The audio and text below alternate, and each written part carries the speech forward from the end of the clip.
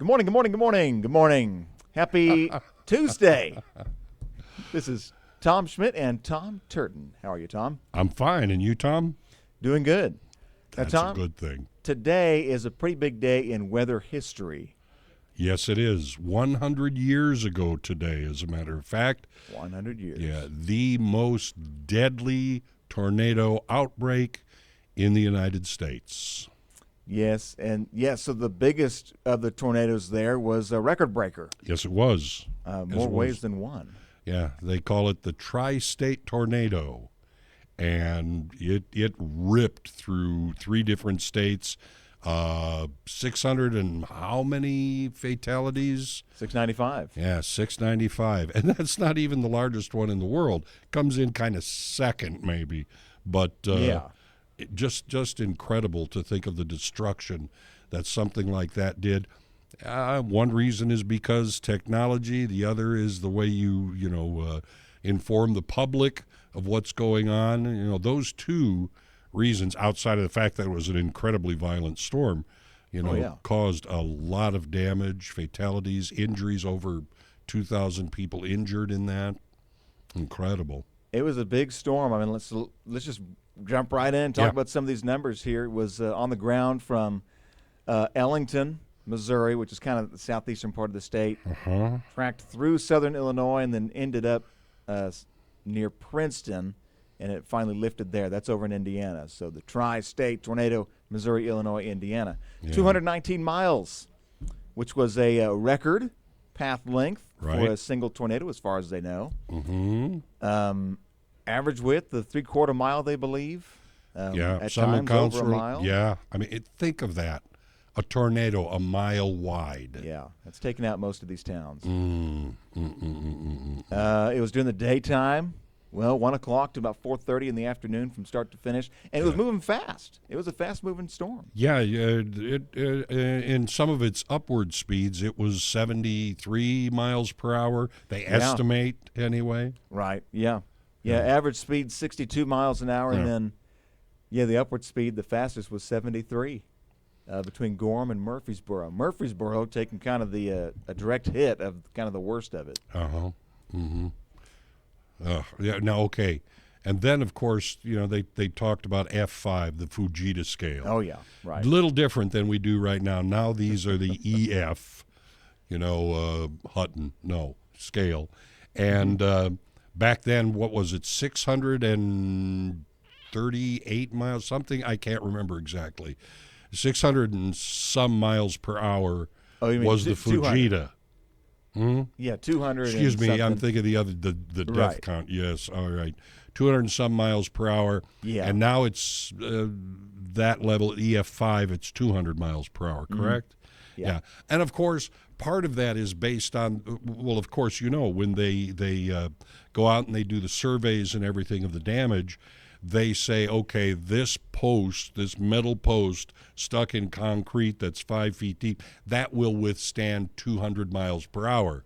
Well, if that post is knocked down or torn out of the ground, then they know it's above 200 miles per hour. Yes. But it's not that they can get an exact, they didn't have the equipment then to tell how fast it was, so it was that kind of estimate. No. And when did the Fujita scale came out? Was it the 1970s originally or the 1950s originally? I don't remember, to tell you the truth, but the EF scale, is that enhanced Fujita? Enhanced, yeah. That's not that old. No, that came out, I want to say that was 2005. Yeah. Or something. Maybe it was early 2000s, I think. Could be, but seriously, blink of an eye compared to, records and things like that. Yeah. But we just have better equipment now. Well, there's a lot. I mean, and you also look at kind of the structures, the way we build things today, maybe a little stronger than maybe a wood farmhouse back in 1925. Yes. But they've got some great pictures here. This is from the homepage. You can find a tab on it from the National Weather Service in Paducah. Right. We'll attach a link to that down below on this page as well. They got a whole bunch of resources, just pictures, firsthand accounts, quotes from the day, and just a whole deep dive into the overview. And Tom, I thought this picture was kind of interesting. You're talking about kind of the strength and the power and what they used to kind of survey how strong these storms were. Yeah. That's a 2x4? a 2x4 impaled into another beam of wood there, and that takes a lot. It's a lot of force. As a matter of fact, they fire 2x4s into storm shelters to test their, really? their strength. Oh, yeah. And to think that didn't. You think of how you can cover the end of a straw and you can smack it into a potato. Okay? Oh, right, yeah. That's how that works like that. It doesn't crush that other 2x4 that it's run through. It has hit it so fast and so cleanly that it just breaks a hole in it that's as big as the 2x4. I mean, it didn't shatter the other. It's amazing. No, and this is, I can't imagine. That'd just be so eerie to be going out. And here are the surveyors. What do you think of those outfits, Tom? I think those are gentlemen out there. I think those are Gentlemen. great. Yeah, they're Trench not coats. in coveralls. Everybody's got a hat. Oh, yeah. Well, everybody did wear a hat. You were not properly dressed. A man wasn't without wearing a hat. That changed in the 1960s with John F. Kennedy because he didn't wear a hat a lot. Oh, you're right. That became the style. Oh, that's interesting. Okay. Yeah. Okay, so here's some pictures of a First Baptist Church in Murfreesboro. And Murfreesboro, if they, the total death count was 695 for the whole storm. Yeah. And Murfreesboro had 234. Yeah, they kind of bore the largest brunt.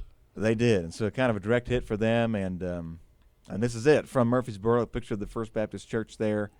This is also the business district in Murfreesboro. Wow, I mean, yeah, lots of cleanup, lots of just catastrophic, lots of tragedy from this event back in 1925, 100 years ago.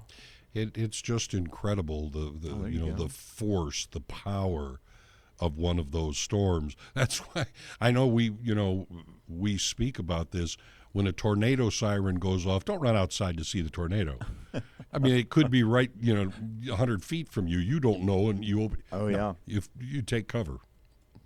Yeah, and that's an interesting point because it's if we're talking about kind of the communication that they had back in the day, it would have mostly been like telegraph wires, or so that would have been probably the fastest method they would have had back then to get a warning out. But if there's a tornado coming down the pipe and those telegraph wires are torn to shreds, which they more than likely were with this one, there'd be no way of really knowing that, hey, you might see the dark clouds coming, might see the bad storm coming.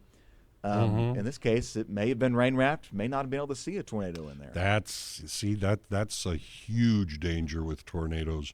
You get the rain wrapped type. The only thing that's worse than a rain wrapped in the daylight is rain wrapped at night. Then you really don't see it. No. But it's amazing because you say the telegraph wires. Okay, that's the speed of communication.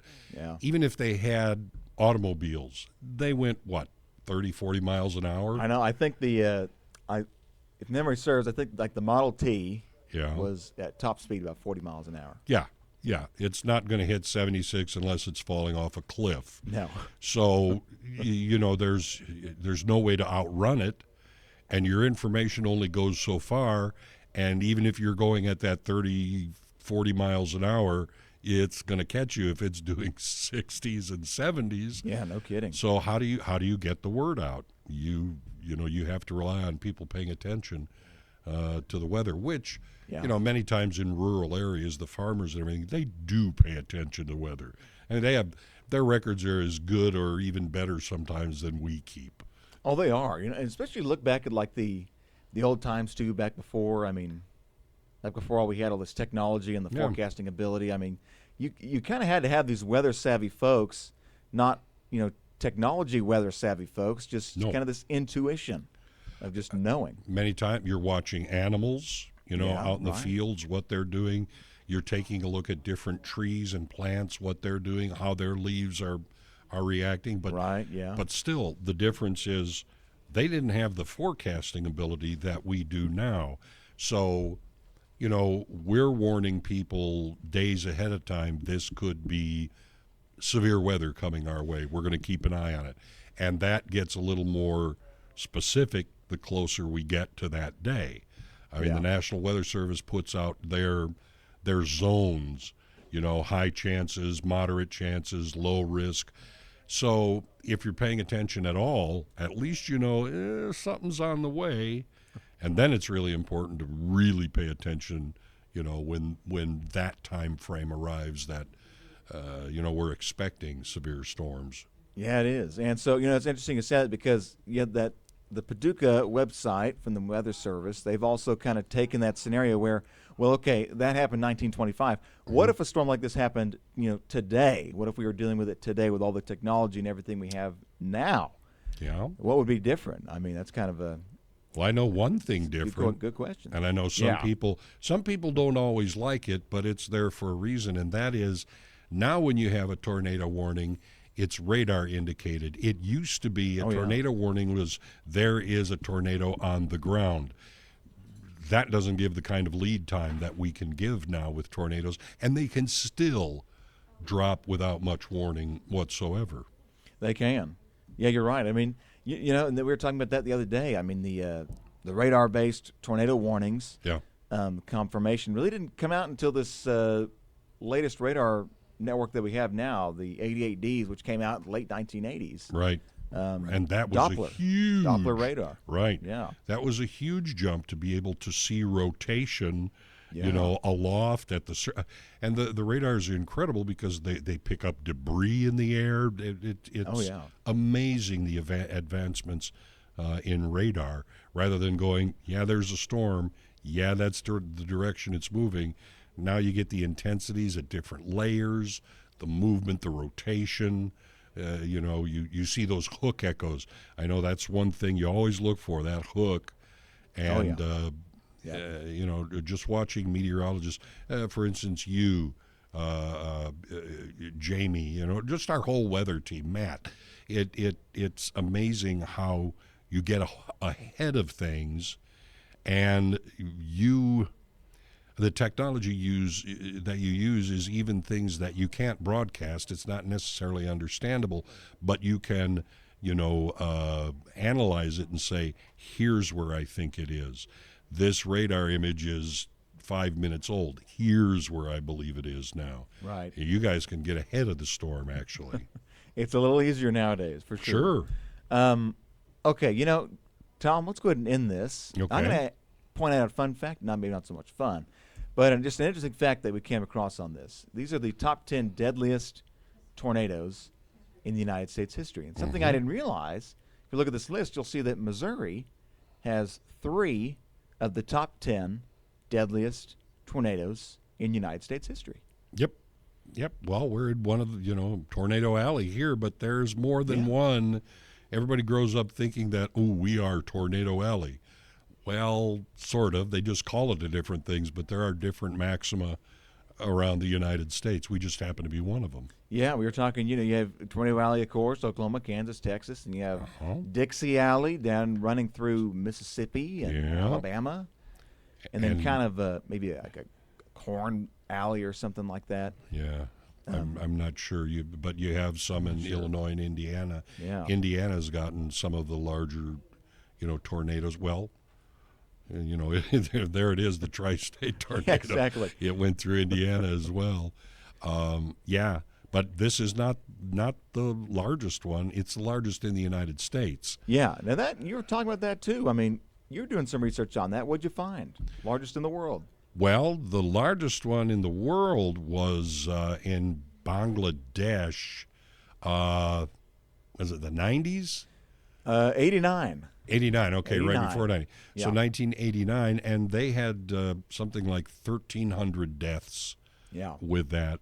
So ours is it's a little more than half of that, of course, but that's an incredible, number of fatalities, and that's what this kind of weather can do.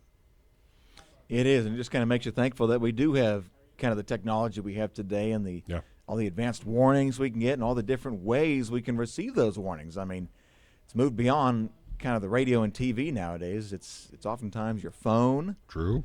That'll alert you with multiple apps. Yeah. I mean, but if you miss it, it's kind of hard to miss these warnings these days. Yeah, and the thing is, take the warnings seriously. Don't go outside and look for a tornado. Not a good idea. Not a good idea. Well, Tom, thanks for being here. My pleasure. Thanks for sharing your thoughts on this 100 years anniversary, March 18th, 1925 to March 18th, 2025, the infamous Great Tri-State Tornado. Everybody have a good week.